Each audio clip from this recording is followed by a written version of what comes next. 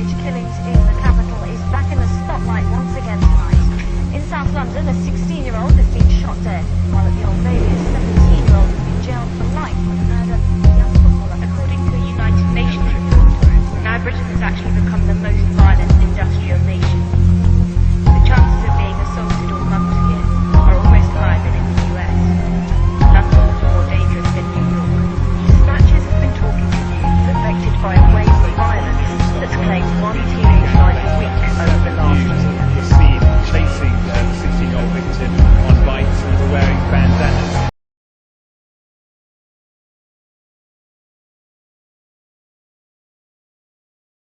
I walk with a knife most of the time. So you carry a knife? Yeah, most of the time. Most of the time you carry a knife. I'm never naked. I've always got something on me. 14. Why do you carry a knife? Why do you think you need to carry a knife? Like, for situations, because you never know when you travel off ends and you bump into the wrong people. You got to show them what time it is. Definitely. So that means when you move out of this area, you might find someone who what would they do to you?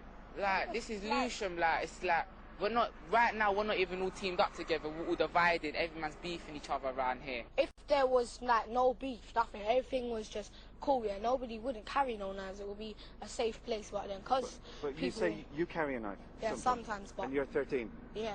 Well, why do you carry a knife? Because loads of people want to kill me these days. If you was to ask them why you're carrying a knife, they would say that, oh, I'm carrying it for protection. But I think that behind closed doors, if you was to be a fly on the wall and watch them, they're carrying it to show, I'm hard, you can't touch me.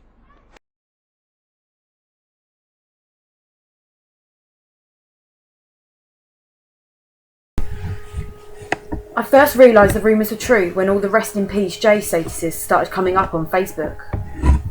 I kept texting Chris, but obviously he didn't answer. When his mum finally got in contact with me, she confirmed what I didn't want to know. Chris was trialled and found guilty. He was sentenced to 25 years in prison. How are you supposed to move on when you're the murderer's girlfriend? Every day I'm faced with the abuse of others. Every day I'd wish I'd never laid eyes on Chris. I knew he carried weapons, but he told me it was for protection. I never thought he'd harm anyone.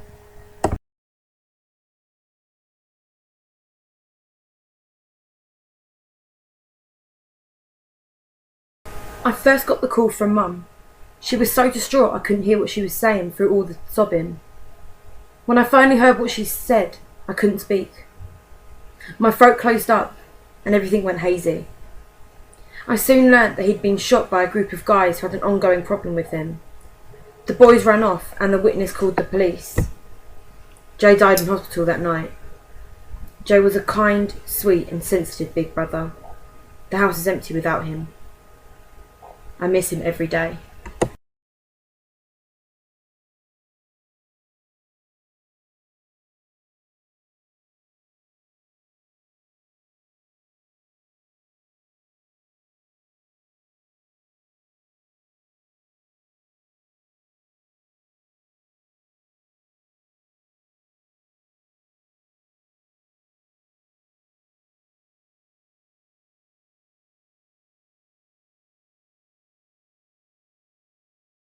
But in many city areas like this, where knives are carried routinely, it's not enough to simply remove the weapons.